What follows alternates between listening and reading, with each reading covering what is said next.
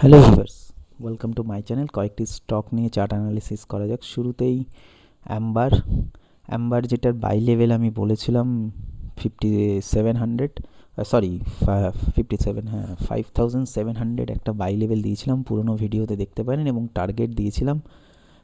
First target ছিল 6500 এবং second target হাইয়ের কাছাকাছি ছিল। সেই টার্গেট কিন্তু দুদিনে অ্যাচিভ করে নিয়েছে, দেখে নিতে পারেন। যারা নিয়েছেন তারা প্রফিট বুক করে নিতে পারেন। স্টকটা দুর্ধর্ষ রিটার্ন দিল, কয়েকদিন রেঞ্জ কাটানোর পর এক মাসের মধ্যে বেশ ভালো রিটার্ন দিয়েছে। এবার নতুন কিছু স্টক নিয়ে অ্যানালিসিস করা যাক। ফার্স্টেই আসছি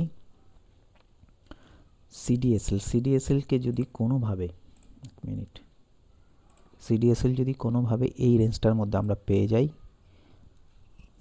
1680 লেভেল যদি আমরা পাই, তাহলে কিন্তু ভালো লেভেল হবে। এখান থেকে সাপোর্ট নিয়ে আবার উপরে এই হাই অবধি 2000 অবধি আমরা পেতে পারি। এটা একটা স্ট্রং সাপোর্ট জোন, যদি চার্টে দেখতে পারেন, কারণ এইখানে যে একটা রেঞ্জ ছিল, এই রেঞ্জটা কিন্তু অ্যাজ পার প্রাইস অ্যাকশনে নিচে না নেমে কিন্তু উপরের দিকে ব্রেক করেছে। তার মানে এখন এটা স্ট্রং সাপোর্ট জোন।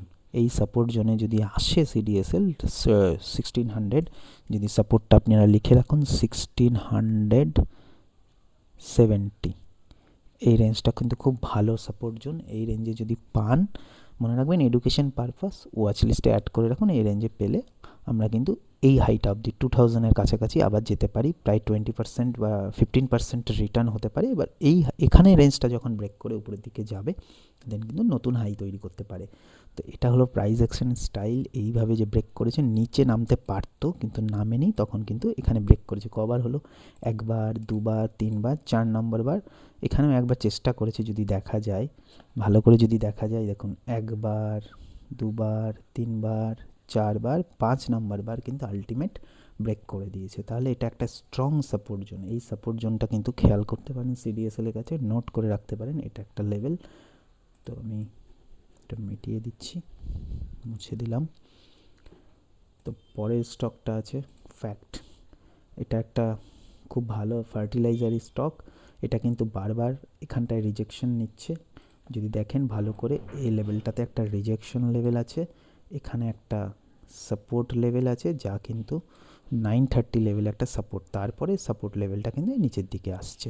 তো এটা কিন্তু এখানেও যদি দেখা যায়, এখানে রিজেকশন নামার পর ডাউনফল, দেন উপরে দিয়ে এটাকে ব্রেক করে দিয়ে এখানটায় আটকে যায়। মানে এই 1000, এটার লেভেলটা হচ্ছে 1050 একটা রিজেকশন লেভেল, অ্যান্ড সাপোর্ট হলো 930।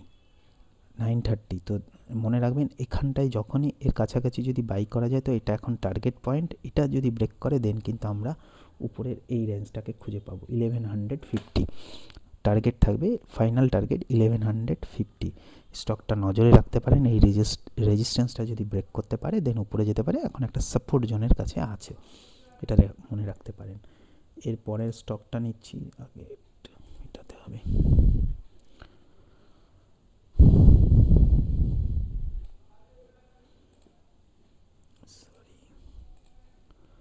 পরের স্টকটা হলো ওয়েব্যাক।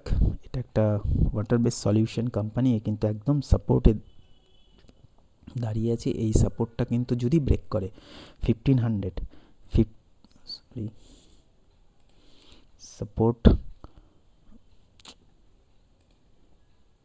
সাপোর্ট হচ্ছে 1530। এই সাপোর্ট যদি ব্রেক করে, দেন কিন্তু আমরা এই রেঞ্জটা খুঁজে পাবো, যা 1300-এর কাছাকাছি আসতে পারে। 1300-এর কাছাকাছি। আর যদি এখানেই সাপোর্ট নেয়, দেন কিন্তু আমরা উপরের দিকে 1900 ফার্স্ট টার্গেট কিন্তু থাকছে। মোটামুটি 1500 ফার্স্ট রেজিস্ট্যান্স এই জোনটা হবে, যা কিন্তু 1650 ফার্স্ট রেজিস্ট্যান্স। দেন কিন্তু এই রেঞ্জটা আমরা পেতে পারি 1900। এই স্টকটা নজরে রাখতে পারেন, স্টকটা সাপোর্টের কাছে আছে।